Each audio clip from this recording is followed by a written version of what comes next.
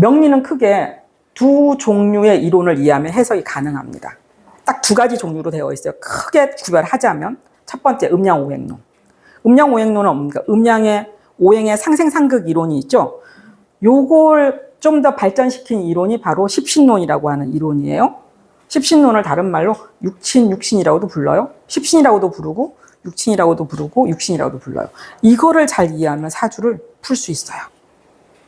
내가 누군지 해석해낼 수 있습니다. 이거는 이론이 음양오행론에서 나온 거죠. 오행의 상생상극에서. 두 번째, 오성술이라고 하는 점성술 이론이 결합되어서 신살 이론이 있어요. 이 신살 이론은 오행의 상생상극하고는 아무런 관련성이 없습니다. 합충? 아니 왜 간목은 기토를 왜 좋아하는지 이거 모르잖아. 이거 오행 아니잖아. 상극인데 자기네들끼리 합의되어 있대. 이런 오행의 상생상극이 들어가지 않은 모든 이론은 다 오성술이라고 하는 별자리 이론에서 나온 거예요. 그래서 이 두 개의 이론을 크게 알고 있으면 사주는 해석이 가능합니다. 합충, 삼형살, 백호대살, 우리가 잘 알고 있는 역마도화살 막 이런 거 있잖아요. 매우 많이 쓰죠. 역마살 모르는 사람 없죠. 명리는 몰라도 사주는 몰라도 어딘가 들어봤던 이런 모든 것들이 어떤 신살론에 속해요. 그러면은 우리는 명리학 이론은 크게 보면 음양오행론, 즉 십신, 그 다음에 신살, 요 두 가지만 알면 어떻습니까? 두 가지만 결합하면 풀 수 있다는 얘기죠. 십신은 우리가 육아에서 음양오행을 갖다 보통 이오라고 표기를 해요. 육아 서적에서 옛날 선비들은 이오라고 적혀 있으면 한자 이와 한자 오를 쓰면 음양오행을 뜻하는 말이었어요. 이 음양오행 십신은 나로부터 주인공이 나예요. 나로부터 비롯되는 모든 관계들을 십신이라고 부릅니다. 인간관계, 사물, 사건 등은 십신으로 펼쳐되어 있으니까 이게 굉장히 신살보다 더 중요한 스토리가 나오겠죠. 그러니까 두 가지의 이론 중에서도 더 중요한 이론은 어떤 거라고요? 십신이겠죠. 십신을 잘 알면 풀 수 있습니다. 해석이 가능해요. 그래서 제가 오늘 십신을 가지고 이야기를 조금 하려고 한 겁니다. 네. 십신론에 앞에 육신이랑 육신이 있었잖아요. 네. 그거의 차이가 어떻게 되세요? 그 차이는 기초 시간에 좀 했으면 좋겠는데 왜냐하면 의미가 없어가지고. 왜 의미가 없냐면요. 우리 육친 간에 인연이 있어 없어 이렇게 할 때 육친이라고 하는 글자가 나오죠. 그러니까 전통적인 동양 문화권에서 가족관계를 칭하는 용어가 육친이죠. 그러니까 피와 이 살집을 나눈 혈육을 갖다 어더라고요. 육친이라 그래요. 그러다 보니 이 가족관계를 나타내는 그냥 일반적인 표현이 육친이라는 이야기예요. 그래서 거기서 육친이 나온 거고요.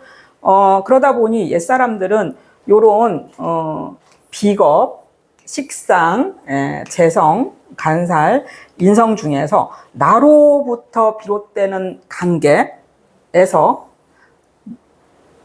내가 극하는 오행은 재인데 이걸 갖다 음양으로 나누면 편재, 정재가 있는데 이 편재, 정재는 뭐 남자 위주에서는 어때요? 편재는 첩, 정재는 그죠? 본부인 이렇게 얘기하잖아요.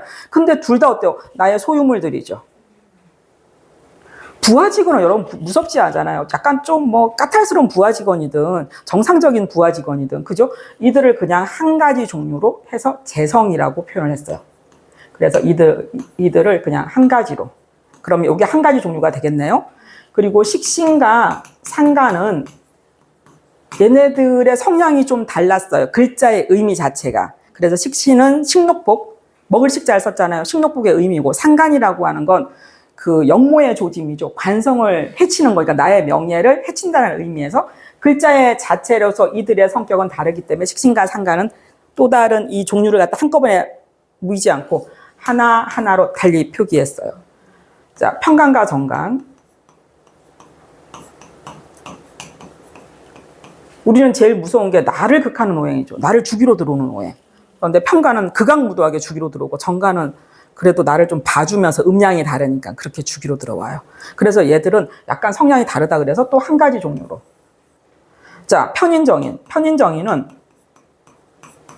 편인은 우리가 소위 알고 있는 나의 계모, 정인은 어때? 나의 정모죠. 나의 진짜 엄마. 이들은 어찌됐든 나한테 밥 해주는 존재 아니에요. 나를 생해줘야 되죠. 계모도 밥을 해줘야 되고 정모도 밥을 해줘야 되잖아요. 그래서 이들은 어떠냐? 어차피 나를 생해야 되는 존재니까 이걸 한 가지 종류로 본 거예요. 그러면 자 이거를 그래서 인성이라고 그냥 한 가지 종류로 본 거예요. 인 하나. 그럼 평간정간 하나, 둘, 셋. 편재정제 한 가지로 봤죠? 넷. 식신상간 달리 봤죠? 다섯, 여섯. 그리고 비견겁제는 뺐어요.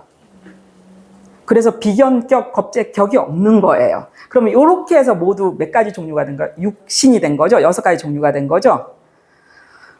참고로 비견겁제를 뺀 이유가 나름대로 저의 개인 가설입니다. 비견겁제는 재관하고 전부 상극이에요. 돈과 명예와 가장 상극되는 게 비견겁제예요. 그럼 옛사람들은 비견겁제는 매우 싫어했겠네요. 돈과 명예와 부귀영화하고 가장 먼 글자가 뭐예요? 상극인 글자가 비견겁제겠죠? 네. 그래서 비견겁제는 격에서도 제외를 시켰습니다. 이렇게 해서 6개 종류로 구별했어요. 그런데 이렇게 공부를 하시면 절대로 사주 독해가 안 됩니다. 여러분이 한마디도 못 되는 이유 있죠? 난 사주 해석이 안 돼. 난 3년, 4년씩 배웠는데도 사주를 해석하라 그러면 한마디도 못 돼. 이것 때문에 그래요. 평간 어쩌고 정간 어쩌고. 이거 하지 마세요. 그냥 저는 그냥 제가 가르치는 건 좀 쉽게 가르치려는 거. 저는 말문을 열게 하는데 목적이 있습니다. 영어도 말문 열게 하려면 어떻게 돼요? 무조건 리딩해 이거지 문법을 가르치지 않죠. 나중에 문법에 이렇게 얘기하죠. 근데 여러분의 가장 큰 문제가 명리도 문법을 배우려고 그러는 거야. 문법을 배우려고 하다 보니 어때요? 바로 어때요? 프리토킹이 안 되는 거예요. 이건 나중에. 일단 프리토킹 하시고 나서 어때요? 문법을 배우세요. 별로 어긋나지 않습니다. 자, 나와 같은 오행을 우리는 비견겁제라고 했는데 제가 그냥 비겁이라고 통칭을 했어요. 비견겁제, 음양 구별하지 말고 그냥 다 이들은 이런 성격을 갖고 있어.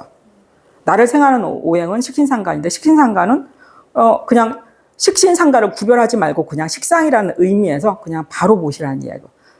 똑같은 성향을 갖고 있습니다.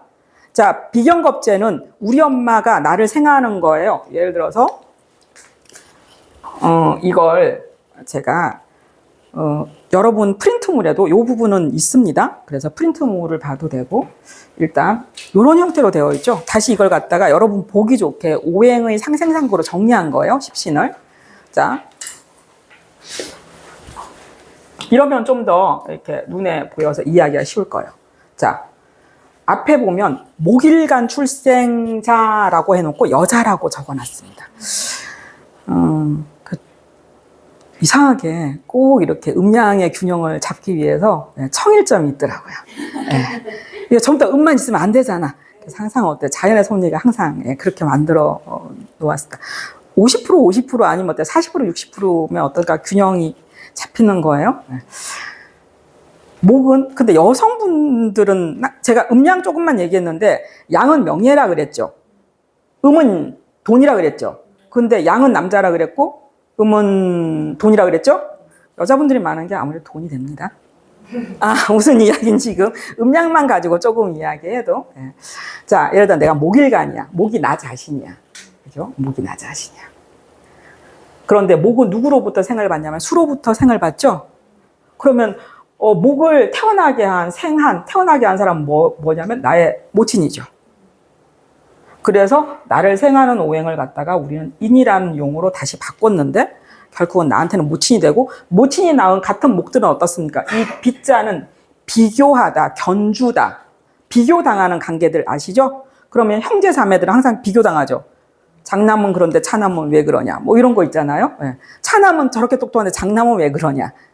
항상 경쟁하고 비교당하는 관계. 이걸 갖다 우리는 비견겁제라고 합니다. 그래서 비견겁제가 의미하는 바는 나의 부모로부터 같이 나온 형제 자매, 그 다음에 나의 친구, 선배 후배 하는 글자들이 있죠. 나하고 야자타임, 높임말을 쓰지 않는 나의 어깨동무하는 사람들, 이런 사람들 갖다 우리는 나와 동일한 오행인 비에다가 갖다 붙여요. 친구, 동료, 그 다음에 경쟁하는 관계.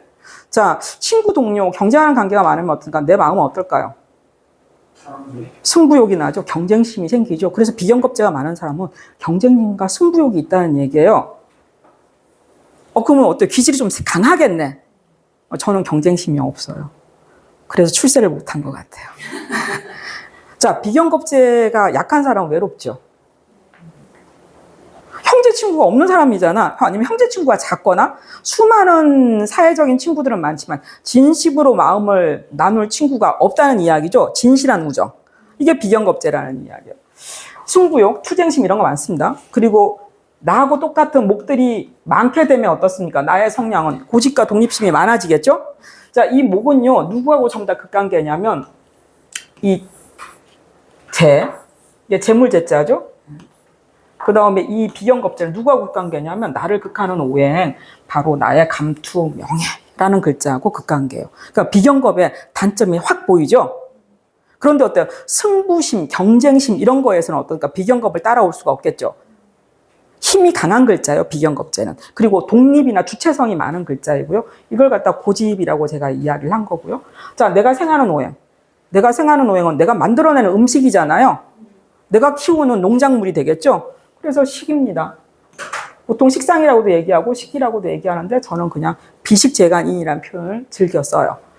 내가 만들어내니까 여자 같으면 어때요? 내가 만들어내니까 자식이 될 것이고 내가 키우고 있는 제자가 될 거고 그리고 내가 만들어내서 이렇게 말하는 표현력이 되겠죠. 그리고 내가 생각하고 있는 창의력, 연구개발 이런 것들이 그 식신상간이에요. 그리고 내가 만들어내는 일거리, 손재주 이런 것들이 다 어떠냐면 식상에 들어갑니다. 예체능, 내가 부르는 음악, 내가 만들어내는 미술, 내가 만들어내는 소설책, 내가 지금 아이디어로 만들어내고 있잖아요. 이런 것들이 식상이에요. 그래서 오늘날 시대는 거의 식상이 주도하는 세상이 되고 있어요. 내가 극하는 거, 내가 극하는 이 모든 것들은 나의 소유물들이에요. 내가 극하니까. 그래서 재성은 나의 노비, 나의 소유물. 내 말을 듣는 존재. 그래서 나의 소유물의 대표적인 건 재물이죠. 그 다음에 나의 소유물. 옛날에 노비였는데 지금 부하 직원이죠. 자, 여기서 우리 엄마라는 글자가 있고 이 토는 토국수에서 우리 엄마를 극하는 글자에서 엄마의 남편에 해당이 돼요.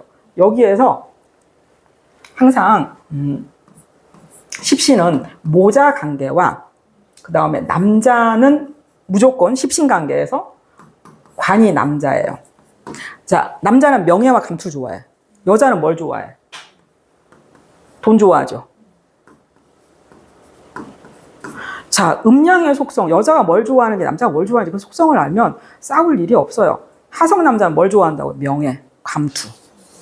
금성 여자는 뭘 좋아한다고요? 돈. 우리 와이프 기분을 좋게 만들려면 뭐만 주면 된다고요? 돈만 갖다 주면 된다고요. 그걸 하나 못 맞추겠습니까? 돈만 주면 돼요. 그러니까 여자의 속성은 음이기 때문에 돈을 좋아하는, 즉 돈이 나와 유사한 속성이라고 느끼는 거고, 남자는 어때요? 하늘이나 양이기 때문에 어때요? 명예지향적인 스타일이라는 얘기예요. 그래서 관은 무조건 남자에 해당이 되고 재는 무조건 여자에 해당이 돼요. 그래서 여기에 나와 있는 재는 어떻습니까? 나한테는 어떻게 되냐면 나의 부인에도 해당이 돼요. 그러면 여기에 나와 있는 간은 어떻습니까? 나한테는 뭐가 된다고요? 남편에 해당이 돼요. 그럼 남자 사주에 자기 부인은 무조건 어때요? 재성을 보면 나의 부인, 여자 사주에 간성을 보면 어떤가? 나의 남편 이렇게 되는 거예요. 그러면 이 글자가 나한테는 모친인데 모친의 관성을 찾으면 되죠. 관성은 나를 극하는 글자예요. 그래서 모친을 극하는 글자는 토국수하는 토가 모친의 남편이기 때문에 나한테는 어떠냐면 아버지가 돼요. 이 세상의 모든 아버지는 다 돈 벌어오는 기계예요. 그래서 재성이에요. 자식한테는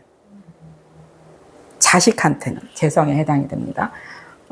그리고 뭐 남편의 어머니라는 의미에서 시어머니가 되고요.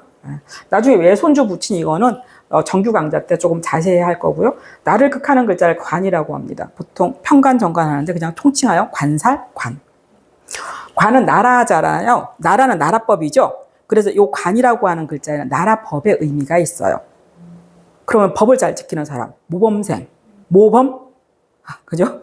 그 다음에 나라법은 어떨까? 나한테 세금 내라고 나를 구속하죠. 나를 제어하고 통제하는. 그래서 관성이 많은 사람들은 통제에 익숙해요. 그 통제를 좋은 말로 표현하면 자제력, 절제력. 나를 통제하는 거야. 7시에 딱 눈 떠서 하고 내가 통제하고 자제하는 것들 있죠. 내가 본능대로 행동하는 건 어떻습니까? 억제시키는 통제하고 컨트롤하는 글자를 관이라고 해요. 그러니까 관성이 좀 있는 사람은 어떨까? 우리가 사회적으로 봤을 때 꽤 괜찮아 보이지 않아요? 스스로를 절제하고 통제하고 모범적이고. 그래서 책임감이나 이런 것들을 좀 들고 있다. 나라법 절제. 그 다음에 간성은 어떻습니까? 나를 극하죠. 나를 극하니까 나를 어렵게 만드는, 나를 죽일 것 같은 온갖 어려움들. 그래서 관제송사, 어려움, 질병까지 다 관성에 속해요. 나를 생활해 주는 걸 인성이라고 그러는데, 인성은 어때? 글자 자체가 어때? 도장이죠. 그래서 서류, 문서, 사인이라는 글자가 인성이에요. 그리고 나를 생각해 주는 글자, 서류, 문서는 전부 다 종이에다 사인하잖아요. 그리고 우리가 공부하는 목적은 뭐예요? 내가 좀 더 잘 살아남으려고 공부하는 거잖아요. 지식과 정보를 습득하는 것들. 그럼 지식, 정보 이런 것들이 다 어디에 속하냐면 인성에 속해요. 여러분도 지금 여기에 나온 이 자리에 온 건 공부하러 오신 거잖아요. 특강 들으러. 근데 목적이 뭐예요? 이런 지식을 습득하여 나를 잘 보호하고자 하는 거죠. 내가 잘 생존하려고. 그래서 공부를 하는 사람은 이 세상에 겁나는 게 없어요. 영원히 살아있을 수 있으니까. 나를 생하는 글자가 인성이죠. 그래서 대표적인 글자가 바로 이거예요. 부동산. 등기 관련 서류에 직인 찍힌 것. 그래서 대표적으로 인성을 부동산이라고 합니다. 부동산 관련해서 질문할 때 인성을 조금 주의 깊게 살피면 됩니다. 최근에 상담하면서 또 다른 걸 느꼈어요. 채권과 주식이 있잖아요.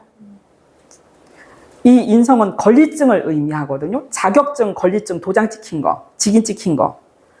채권은 10년 후에 돈으로 바꿔준다는 권리증이죠. 그래서 채권이 인성에 들어갔습니다. 채권 투자로 엄청 유명한 사람, 뭐 이렇게 이름 치면 나오는 분 사주를 봤는데요. 인성이 확실하게 있었어요.